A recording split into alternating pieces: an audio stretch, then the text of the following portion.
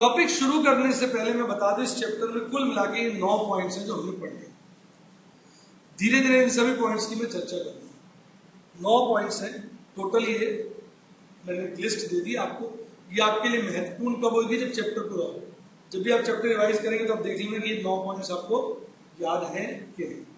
ये 9 पॉइंट्स का चैप्टर करना। अब हम सबसे पहले कॉन्ट्रैक्ट कॉस्टिंग की तो बात कर ही चुके। क्या खास बात बताई मैंने कॉन्ट्रैक्ट कॉस्टिंग की? ये काम कई सालों में कंप्लीट होता है। नंबर ऑफ इयर्स लग जाते हैं काम को कंप्लीट करने। तो समस्या क्या होती है? हर साल कितना कमाया है ये कैसे मिला? तो इस टॉपिक को शुरू करने से पहले इसमें कुछ इंपॉर्टेंट टर्म्स हैं जो हमने सीखे। एक है वर्क इन प्रोग्रेस। हम हर साल के एंड में ये लगाते हैं पता कि हमारा कितना काम हो चुका है। क्योंकि काम पूरा तो नहीं हुआ इसलिए उस चीज को हम क्या बोलते हैं? Work in progress. यानी हर साल के एंड में वर्क कितना प्रोग्रेस कर चुका है, कितना काम हो चुका है। इसको समझने के लिए हमें समझना है इसके 3 कंपोनेंट्स होते हैं, जो मेन 2 कंपोनेंट है। एक वर्क सर्टिफाइड और एक वर्क अनसर्टिफाइड। अब सुनना जरा, इसको एग्जाम्पल से समझना पड़ेगा। मजा आ रहा है ना? एक एग्जाम्पल से समझना पड़ेगा। देखो, जैसे मैंने काम शुरू किया मान लो 1/4/2012, मेरा साल खत्म हुआ 31 मार्च 2013। हाँ कि नहीं? अब मैं क्या करूंगा, मालिक जो अपना मॉल बना रहा है उसको फोन करूंगा, भाई साहब आके चेक कर लो ना कितना काम कंप्लीट हो गया। इसको कहूंगा जो मालिक है जिसका मैं मॉल बना रहा हूं। मैं तो ठेकेदार हूं, बिल्डर हूं, कंस्ट्रक्टर हूं। मैं तो बना रहा हूं मॉल, 100 करोड़ का मॉल बना के दे रहा हूं। तो 31 मार्च जब साल खत्म होने वाला होगा तो मैं फोन करके मालिक से कहूंगा, भाई साहब किसी को भेज दीजिए, चेक कर लेगा काम कितना हो गया। तो जो मालिक है उसको कॉन्ट्रैक्टी कहते हैं। क्या कहते हैं? कॉन्ट्रैक्टी। ठेकेदार को क्या कहते हैं? कॉन्ट्रैक्टर। टी कॉन्ट्रैक्टर, ठेकेदार, कॉन्ट्रैक्टी, मालिक। तो मालिक अपना बंदा भेजेगा। मालिक भेजेगा एक आर्किटेक्ट। किसको? ये आर्किटेक्ट। इसको भेज देगा, भाई साहब जाओ देखो काम कितना कंप्लीट हुआ। अब आर्किटेक्ट के लिए, आर्किटेक्ट के बहुत सारे क्लाइंट होते हैं, जैसे चार्टर्ड अकाउंटेंट के, डॉक्टर के बहुत सारे क्लाइंट कस्टमर के होते हैं, ऐसे आर्किटेक्ट के भी होते हैं। तो सभी कस्टमर का काम तो 31 मार्च को जाके नहीं देख पाएगा ना, अलग अलग जगहों पे अलग अलग दिन जाएगा। मान लीजिए इसने इसके साथ दिन तय कर लिया कि मैं आपके यहां 15 मार्च को आ जाऊंगा। अब 15 मार्च को आकर ये ठेका कितने करोड़ का है? 100 करोड़ का। हम मॉल कितने का बना के दे रहे? 100 करोड़। 15 मार्च को भाई साहब ये ठेके आर्किटेक्ट पहुंच गया, हाँ जी चेक करा, सर्वे किया, भाई आपका 60% काम कंप्लीट हो चुका है। इस चीज को उसने सर्टिफाई कर दिया। क्या कर दिया? सर्टिफाई। एक सर्टिफिकेट बनाएगा, उसमें लिख के दे दिया, भाई साहब आपका 60% काम कंप्लीट हो गया। तो अब वर्क सर्टिफाइड क्या हो जाएगा? वो हो जाएगा 60% ऑफ 100 करोड़, यानी 60 लाख। चलो 60 करोड़। तो वर्क सर्टिफाइड कितना हो गया? 60 करोड़।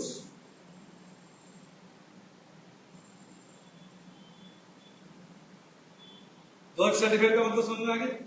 तो work certified is that portion of total contract which has been completed and certified by the architect.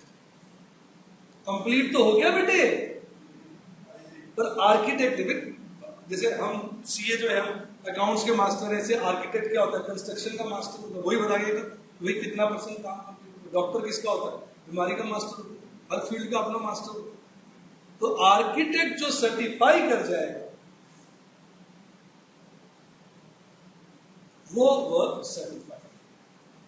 अब इस तारीख से लेकर अब लेकिन आप नोट करो वो 15 मार्च को आके सर्टिफाई कर गया, पर हमारा साल कब खत्म हुआ? 31 मार्च को।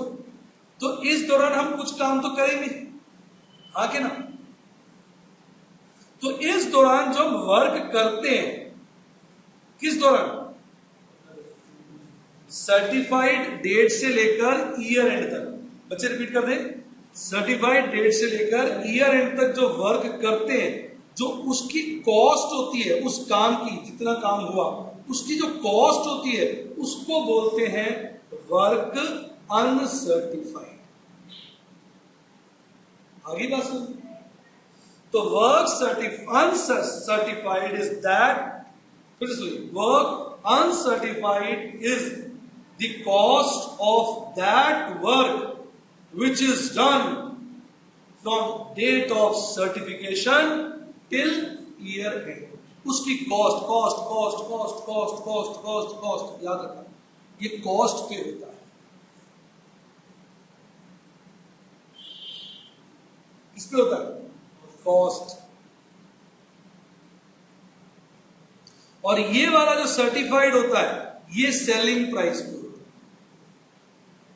क्योंकि उसने कहा था 60% काम कंप्लीट हुआ है और पूरा ठेका हम कितने में करके दे रहे हैं? 100 करोड़ में। तो हमने 100 करोड़ का 60% लिया था ना, 60 करोड़। तो work certified is valued at selling price and work uncertified is valued at cost. Trading account बनाया कभी आपने? ट्रेडिंग अकाउंट, उसमें दो फिगर्स होती है क्रेडिट साइड, बाय सेल्स और बाय क्लोजिंग स्टॉक। अब बताइए दोनों में क्या फर्क होता है, जरा बताइए, आप बताइए।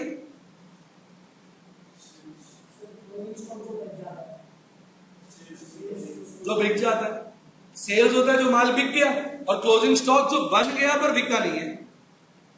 इनमें फर्क क्या है? सेल्स को किस वैल्यू पे दिखाते हो? सेलिंग प्राइस पे। और क्लोजिंग स्टॉक को किस वैल्यू पे दिखाते हो? कॉस्ट प्राइस पे। फिट करो यहां पर। तो वर्क सर्टिफाइड एक प्रकार से सेल्स नहीं हो गया? नहीं समझ रहा यार, जब काम कंप्लीट हो गया, आर्किटेक्ट भी कह रहा है कंप्लीट हो गया, तो मेरा माल बिक गया। तो work certified is like sales और work uncertified is like closing stock. इसलिए इसकी वैल्यू किस पे होती है? कॉस्ट। मजा आ गया? तो अब आपको ये दोनों टर्म्स क्लियर हो गई, वर्क सर्टिफाइड और वर्क अनसर्टिफाइड। और ये किस चीज का हिस्सा होती है बेटे? Work in progress. तो हर साल के एंड में बच्चों हम ये पता लगाते हैं कितना वर्क इन प्रोग्रेस हो चुका है, और उसके दो पार्ट होते हैं, एक वर्क सर्टिफाइड और दूसरा वर्क अनसर्टिफाइड, जिसको मैंने इस एग्जाम्पल से समझाया। आइए अब इसको पढ़ के भी सुना दूं। Work certified, it refers to that portion of the contract which has been completed and certified by the architect. कैसा लगा? कंप्लीट हो गया और आर्किटेक्ट ने certify. This is normally done on or before the year end. वैसे तो architect को कब आना चाहिए था? 31 मार्च। अगर वो 31 मार्च को आके सर्टिफाई कर देते ना, तो फिर वर्क अनसर्टिफाइड होता ही नहीं। सोचो क्यों? ईयर एंड भी आ जाता, लेकिन वो जल्दी आ जाता है क्योंकि उसके बहुत सारे क्लाइंट होते हैं। तो हमारे एग्जांपल में वो 31 मार्च की जगह कब आ गया था? 15 March. This part of work completed is valued at selling price और कॉन्ट्रैक्ट प्राइस। 100 करोड़ का 60% निकाला था, फिर मैंने ब्रैकेट में लिख भी दिया लाइक सेल्स। तो वर्क सर्टिफाइड क्या है? सेल्स। नहीं समझ आया? अगला है वर्क अनसर्टिफाइड। देखिए एग्जांपल कितना प्यारा है। Suppose our year ends on 31st March and the architect certifies the work completed on 15th मार्च। हमारा साल कब खत्म हो रहा है? 31 मार्च। आर्किटेक्ट बेटा कब आके चेक कर गया? 15 मार्च। देन इन दिस केस ध्यान से देखिए, cost of work done from 16th March till 31st March is work uncertified like closing stock. कैसा तुमने नीचे नोट भी दे दिया. For remembrance and comparison we can compare work certified with sales and work certified with unsold stock that is closing stock.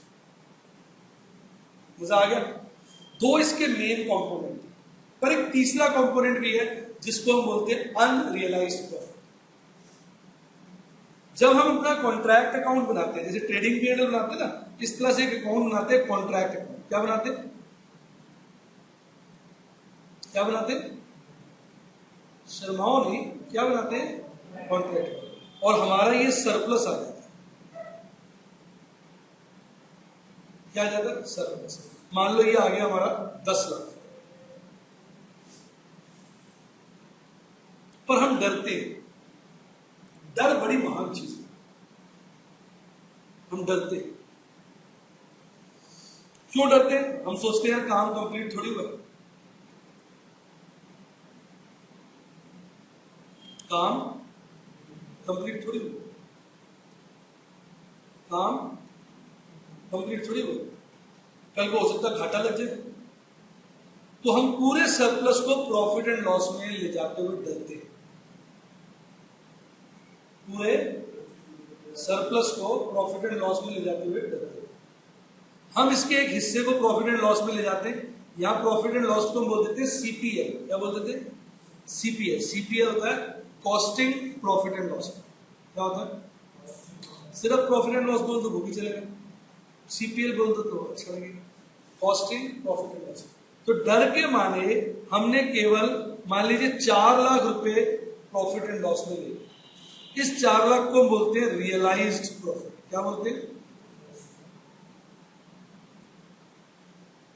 और जो 6 लाख है ना, उसको हम वर्क इन प्रोग्रेस में ही पढ़ा रहे हैं. कहां पढ़ा रहने देते? Work in progress. और इसको हम बोलते हैं अनरियलाइज्ड प्रॉफिट. यानी प्रॉफिट का वो हिस्सा जिसको हमने प्रॉफिट नहीं बोलना चाहते तो बोलिए सरप्लस का वो हिस्सा जिसको हमने प्रॉफिट नहीं, डर के लिए. तो सुनिए ध्यान से. However there is a third component of work in progress too. Work in progress का एक तीसरा component. This is known as unrealised profit. क्या कहलाता है? Unrealised profit. After preparing contract account, we do not want to treat surplus so arising as profit out of fear of future uncertainty. तो जो 10 लाख का हमारा सरप्लस आया है, हम पूरे को प्रॉफिट नहीं मानना चाहते. हम डरते हैं किस चीज से? फ्यूचर अनसर्टेनिटी से. A portion of this profit is treated as, a portion of this is not treated as profit and is known as unrealised profit. तो बेटे वर्क इन प्रोग्रेस के कितने कंपोनेंट हो गए? 3. पहला सर्टिफाइड. वो कौन सा होता है? जो कॉन्ट्रैक्टी का आर्किटेक्ट आके सर्टिफाइड करे. दूसरा वर्क अनसर्टिफाइड. ये कौन सा होगा? जिस डेट को वो सर्टिफाई कर दिया वहां से लेके साल के एंड तक जो आपने काम किया उसकी कॉस्ट. और तीसरा प्रॉफिट का वो हिस्सा जिसको डर के मारे में प्रॉफिट नहीं. इनके फॉर्मूले हैं. प्रॉफिट कितने हिस्से को मानना है इसका एक फॉर्मूला है. कितने हिस्से को प्रॉफिट मानना है इसका एक फॉर्मूला है. तो धीरे धीरे सिखाऊंगा ना, तो सारी बातें इकट्ठी नहीं सिखाई. तो वर्क इन प्रोग्रेस के कितने कंपोनेंट हो गए? 3. पहला वर्क सर्टिफाइड, दूसरा वर्क अनसर्टिफाइड, तीसरा अनरियलाइज्ड प्रॉफिट. आनंद आ गया आपको? पूरा क्लियर है? बेटे आप कॉन्ट्रैक्ट अकाउंट, जैसे ट्रेन में गए हो कभी आप? ट्रेन में कितने प्रकार के डिब्बे होते हैं?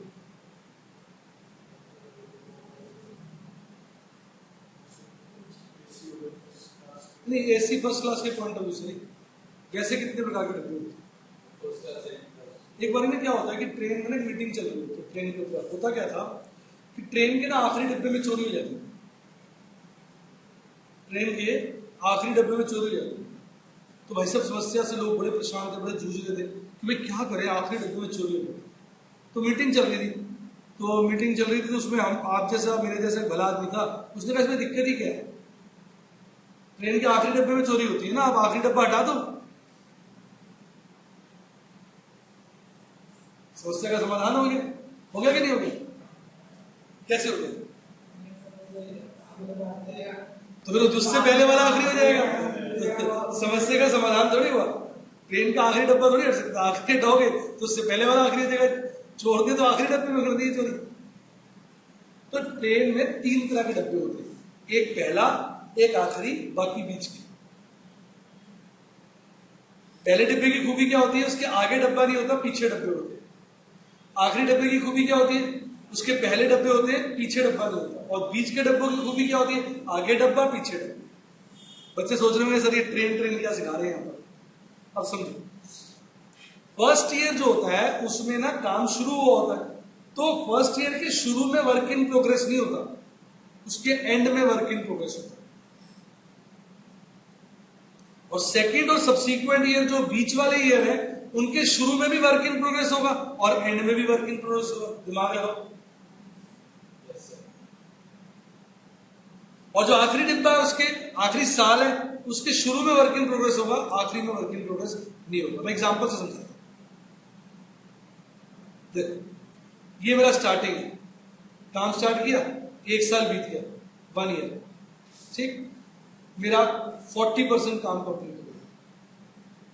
दूसरा साल बीत गया, सेकेंड ईयर, मेरा 70% काम कंप्लीट हो गया। तीसरा साल बीत गया, थर्ड ईयर, 90% काम कंप्लीट हो गया। चौथा साल बीत गया, 100% काम। तो फर्स्ट ईयर के शुरू में तो 0% है, एंड में वर्क इन प्रोग्रेस कितना है, 40%। सेकेंड के शुरू में 40, एंड में 70। थर्ड के शुरू में 70, एंड में 90। फोर्थ के शुरू में 90, एंड में प्रोग्रेस नहीं है, अब कंप्लीट हो गया, ये कंप्लीट है, ये प्रोग्रेस नहीं है। तो इसलिए हमें कॉन्ट्रैक्ट अकाउंट 3 तरह के बनाने आने चाहिए। एक कौन सा, जिसके शुरू में, मतलब फर्स्ट ईयर, जिसके शुरू में वर्क इन प्रोग्रेस नहीं होगा, एंड में होगा, फिर बीच के साल और फिर लास्ट के साल। तो फर्स्ट ईयर का कॉन्ट्रैक्ट अकाउंट का फॉर्मेट मोटा मोटा वही टी शेप होता है। अब जैसे मैं एग्जांपल बोलता रहूंगा, आपको समझ में आता जाएगा, आपको सर मजा आता है। भाई साहब, मैंने काम शुरू किया और पहले साल मेरा मटेरियल का खर्चा हुआ 10 लाख। भाई साहब, लेबर पे खर्च हुआ 6 लाख। भाई साहब, मैंने मशीन खरीदी कॉन्ट्रैक्ट काम करने के लिए, वो मेरे को पड़ी 15 लाख। बेटे, मेरे ऊपर से और खर्चे हो गए, ओवरहेड्स 7 लाख। कैसा लगा? बस डेबिट साइड पे क्या लिखते जाओ, खर्चे। कैसा लगा? और यहां लिखोगे बाय बैलेंस, लास्ट में क्या क्या बच गया, वो बन जाएगा by balance carried forward. Clear? Material तो आपने 10 लाख का खरीदा, सारा यूज नहीं हुआ, लास्ट में जो मटेरियल बच गया वो बच गया 1 लाख। जो आपने 6 लाख लेबर दी है, इसमें प्रीपेड लेबर है। क्या है? Prepaid labour. प्रीपेड किस साइड आएगी? Credit side, 25,000। दिमाग लगाओ ना, 6 लाख मैंने लेबर पे की है, 25,000 तो अगले साल की दी है। इस साल की लेबर कितनी हुई? 575। तो या तो 6 लाख में से 25,000 घटा दो, या ऑपोजिट साइड लिख दो, बात एक ही होगी। क्लियर? अच्छा, इसी तरह मान लो प्रीपेड हो, जैसे लेबर है, इसी तरह मान लो आउटस्टैंडिंग ओवरहेड्स है। क्या? ओवरहेड को OH भी लिखते हैं, 10,000। वो किस साइड आ जाएंगे? डेबिट साइड, क्योंकि एक्चुअल ओवरहेड तो इस हजार के, जो इस साल के जो है वो 7,10,000 हो गए ना। कैसे? 7 लाख तो हम पे कर चुके हैं, और 10,000 आउटस्टैंडिंग। ये पेड वाली फिगर्स है दोनों।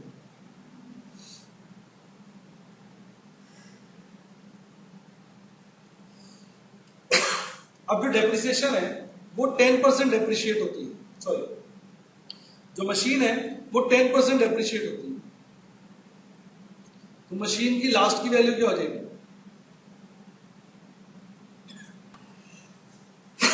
13,50,000 कैसे? 15 लाख में से 10% डेप्रिशिएट होगी।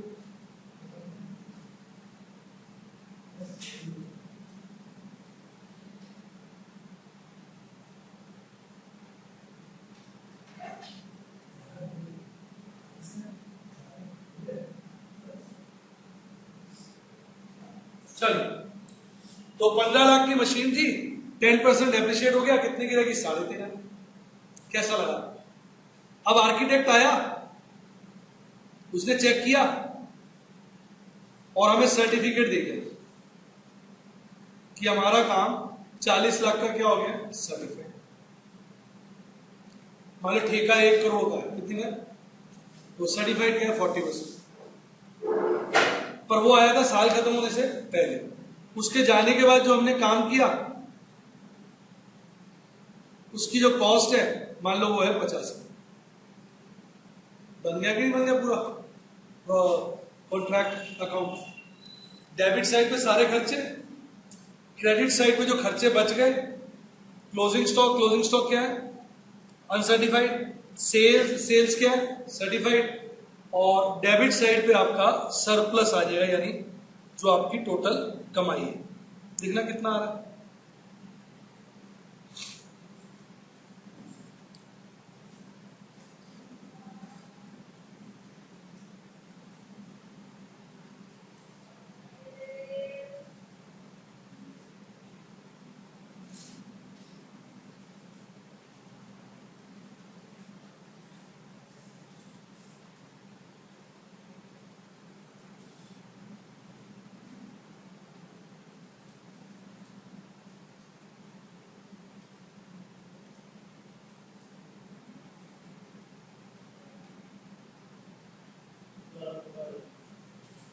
कितना आ रहा है?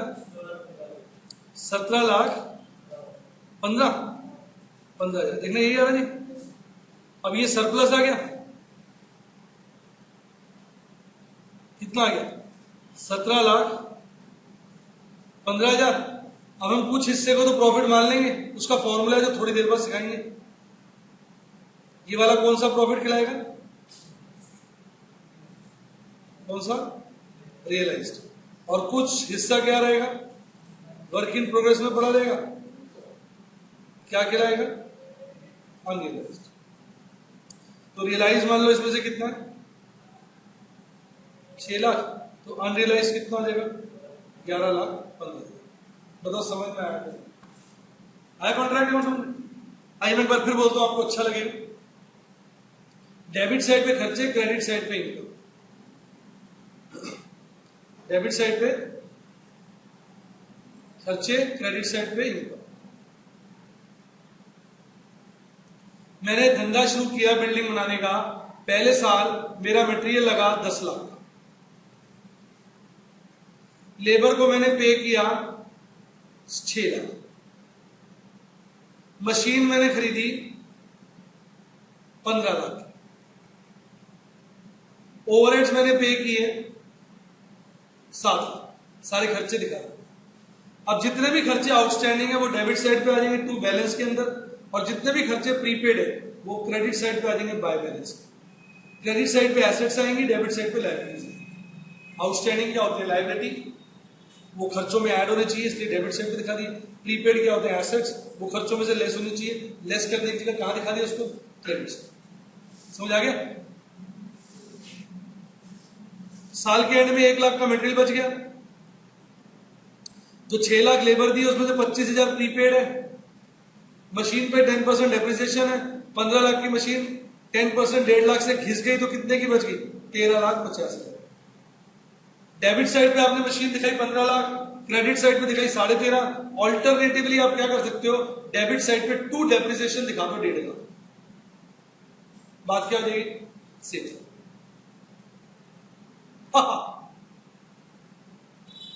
कैसा लगा? अब आउटस्टैंडिंग ओवरहेड्स जो है वो 10,000 है, ओवरहेड्स में ऐड होंगे इसलिए डेबिट साइड पे दिखा रहा है। अब जो कॉन्ट्रैक्टर आया वो काम को सर्टिफाई कर गया, बोला 40% काम कंप्लीट हो गया है। कौन आया? आर्किटेक्ट। आर्किटेक्ट आया, बोला 40% काम कंप्लीट हो गया। ठेका कितने का? 100 लाख का, 1 करोड़ का। 1 करोड़ का 40% 40 लाख। सर्टिफाइड क्या हो गया? 40 लाख। जिस डेट को उसने सर्टिफाई किया वहां से लेके ईयर एंड तक जो हमने खर्चे किए और उनकी वैल्यू क्या है? 50 लाख। ये क्या हो गया? Work uncertified. इससे मेरा सरप्लस कितना निकला है? 7,15,000। इस 7,15 में से मैंने 6 लाख को क्या मान लिया? प्रॉफिट। उसका फॉर्मूला है, बाद में समझो। और बाकी क्या रहा? Unrealised profit. तो वर्क इन प्रोग्रेस के कितने पार्ट हैं? 3। ऊपर देखिए क्रेडिट साइड पे 2 है, सर्टिफाइड अनसर्टिफाइड। नीचे देखिए डेबिट साइड पर 1 है, अनरियलाइज्ड प्रॉफिट। डेबिट पे सारे खर्चे, क्रेडिट पे सारी इनकम। डेबिट पे आया सरप्लस, सरप्लस के कर दिए 2 टुकड़े, 1 रियलाइज्ड प्रॉफिट कॉस्टिंग पीरियड में चला जाएगा, 2 unrealised profit work in progress में पड़ा रहेगा। कैसा लगा आपको? साफ सुथरा प्रिंटेड फॉर्मेट देखना था, ये रहा वही फॉर्मेट, साफ सुथरा यहां लिख दिया गया। चेक कर लीजिए सेम।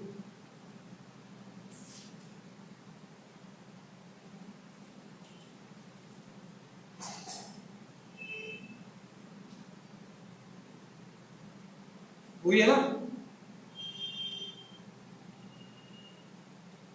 कैसा लगा? दो जी, इसमें 2-3 चीजें तो फिक्स्ड है। एक तो ये वाला पार्ट फिक्स्ड है, ये तो आएगा ही आएगा, ये सरप्लस भी आएगा ही आएगा, और सरप्लस के 2 टुकड़े हो जाएंगे। बाकी चीजें जो मैंने अभी कलर जिस पर मार्क हाईलाइट नहीं किया है वो क्वेश्चन पे डिपेंड करेगा। बाकी ये चीजें तो होंगी ना हर क्वेश्चन में। क्या क्या? बाय वर्क इन प्रोग्रेस का सर्टिफाइड अनसर्टिफाइड, बाद में सरप्लस आप निकालोगे और उस सरप्लस के 2 टुकड़े आपने करने ही करने। एक कहां जाएगा? Costing period. दूसरा कहां जाएगा? वर्क इन प्रोग्रेस में पड़ा जाएगा। कैसा लगा? बाकी सब क्वेश्चन पे डिपेंड करेगा। आइए बेटे एक क्वेश्चन करते हैं जिससे आपको मजा आए। मजा कब आता है? जब हम क्वेश्चन करते हैं। नहीं, कॉन्ट्रैक्ट प्राइस है 20 लाख, ठेका है 20 लाख का, मशीन खरीदी है 5 लाख की, मटेरियल खरीदा है 3,10,000 का, लेबर को पे किया है 60,000, बाकी एक्सपेंस पे किए 40,000। मालिक आया, आर्किटेक्ट को भेजा, उसने बोला भाई 40% काम कंप्लीट हो चुका है। तो 20 लाख का 40% 8 लाख। सर्टिफाइड क्या हो गया? 8 लाख। अनसर्टिफाइड क्या हो गया? 20,000। अभी तक हमें 1.5 लाख रुपया मिल चुका है। डेप्रिसिएशन क्या है? 10% मशीन का। और कह रहा है कि जो भी सरप्लस आए ना उसका 60% रियलाइज मानो। कितना मानो? तो रियलाइज वाला कहां चला जाएगा? Costing period. और बाकी 40% क्या हो जाएगा? अनरियलाइज्ड। इसने बोल दिया क्वेश्चन, हमें फॉर्मूला नहीं लगाना, इसने बोल दिया। पहले क्वेश्चन देखिए, मशीनरी परचेज 5 लाख, तो मशीन लिखिए नहीं 5 लाख। जो चीजें इसमें फिक्स थी वो मैंने लिखी हुई है। क्या क्या चीजें फिक्स थी आपको बताया था मैंने। बाय वर्क इन प्रोग्रेस के 2 पार्ट आएंगे क्या? Certified uncertified. 2 सरप्लस आएगा ही आएगा। बाय सरप्लस के 2 टुकड़े कर दोगे क्या? तो रियलाइज्ड, 2 अनरियलाइज्ड। रियलाइज्ड का चला जाएगा सीपीएनएल, अनरियलाइज्ड का रहेगा वर्क इन प्रोग्रेस। कैसा लग रहा है? मशीन खरीदी 5 लाख की, मटेरियल 3,10, लेबर 60 और अदर एक्सपेंस 40। 3,10, 60 और 40 मटेरियल, लेबर और other expense. 3,10, 60, 40 material to labour to other expense. ठीक, 40% वर्क सर्टिफाइड हो गया, तो इस 20 लाख का 40% कितना? 8 लाख। 8 लाख। कैसा लगा भाई? क्लियर? अनसर्टिफाइड 20,000 कैश रिसीव्ड का कुछ नहीं करना, डेप्रिसिएशन 10%। अनसर्टिफाइड 20,000 डेप्रिसिएशन 10% है, तो मशीन कितने की रह जाएगी? 5 लाख में से 10% चला गया 50,000, 4,50,000। अब आपका सरप्लस आ जाएगा, देखने क्या आ रहा है।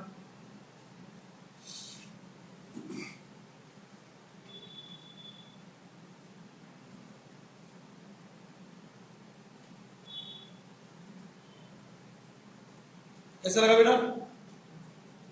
ऐसे लगा राजे? क्यों समझ में आई?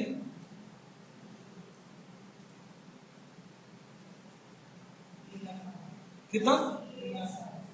3,60,000। अब ये सरप्लस 3,60,000 आपने यहां दिखाया। उसने बोला था 60% जो है रियलाइज मांगो, तो 60% ऑफ 3,60,000 देखो क्या होगा? 2,16,000। ये कॉस्टिंग पीरियड में चला जाएगा। बाकी 1,44,000 आपका बच जाए। कैसा लगा? आनंद आया? आनंद से विभोर हुए? एक क्वेश्चन और करते हैं, फिर आराम से लिखिएगा, आपका और पक्का हो जाएगा। ये मैंने बना दिया आपके लिए कोई चीज प्रिंटेड। क्लियर? ये मैंने लिख दिया आपके लिए, करके दिखा दिया प्रिंटेड भी। ठीक, एक और करते हैं। जैसा आएगा, ठेका कितने का है? 50 लाख। मशीन कितने की थी? 6 लाख। मटेरियल 5-10, 6, 5-10, 1,60, 1,40, 4 खर्चे हैं। 6,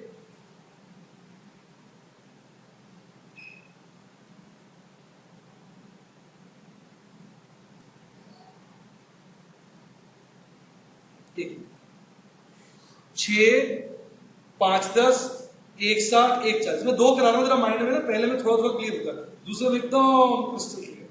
6 लाख, 5-10, 1,60, 1,40। 6 लाख, 5-10, 1,60 और 1,40। कैसा लगा जी? पहला किसका खर्चा है? मशीन का। दूसरा मटेरियल का। तीसरा लेबर का। चौथा ओवरहेड्स का। क्लियर? अब वर्क सर्टिफाइड कर रहा है 60% है। 50 लाख का 60%, 30 लाख। 30 लाख तो वर्क सर्टिफाइड 30 लाख। आ रहा है? मजा आ रहा है? फिर कहता है कैश रिसीव 25 लाख, जिसका कुछ नहीं करना, डेप्रिसिएशन 10%, रियलाइज प्रॉफिट 70%। तो डेप्रिसिएशन 10% लगाओगे तो मशीन कितने की रह जाएगी? 5,40,000। अनसर्टिफाइड बोला कुछ? 30,000 अनसर्टिफाइड, 30,000। अब आपका सरप्लस आ जाएगा 21 लाख। और बच्चे भी चेक कर लें। 21,60,000 का सरप्लस आ गया। तो रट गया होगा, घूम में मिल गया होगा। और कितना प्रॉफिट का है रियलाइज मानो? 70%। तो कॉस्टिंग पीरियड में क्या जाएगा? 70% ऑफ 21,60,000 कितना आता है? 15,12,000। बाकी बच कितना गया?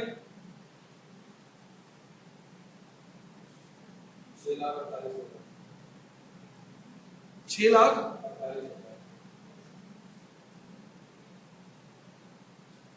48। कैसा लगा जी? कुछ याद हुआ? समझ में आया? तो डेबिट साइड पे सारे खर्चे, क्रेडिट साइड पे वर्क इन प्रोग्रेस के 2 पार्ट, सर्टिफाइड, अनसर्टिफाइड। बाकी जितने एसेट बच जाएंगे, एसेट मतलब मटेरियल बच गया, मशीन बच गई, प्रीपेड एक्सपेंसेस हो गए, सब बाय बैलेंस हो जाएगा। और जो आउटस्टैंडिंग होंगे एक्सपेंसेस वो टू बैलेंस में। सरप्लस आ जाएगा, सरप्लस के 2 टुकड़े हो जाएंगे। एक कहां चला जाएगा? रियलाइज प्रॉफिट कॉस्टिंग पीरियड में, अनरियलाइज वर्क इन प्रोग्रेस में। वर्क इन प्रोग्रेस के कितने पार्ट? 3। एक सर्टिफाइड एक अनसर्टिफाइड और नीचे अनरियलाइज, ऊपर 2 नीचे, मेन 2 ही, मेन 2 है, तीसरा भी है। कैसा लगा? आया कुछ थीम क्लियर हुई? 2 क्वेश्चन करा दिए आपको, बेस बढ़िया करा दिया। ये तो हो गया आपका जो अभी कराया, ठीक है। अब इसमें कोई दिक्कत नहीं है आपको? क्वेश्चन और ये इसका क्लियर? कोई डाउट?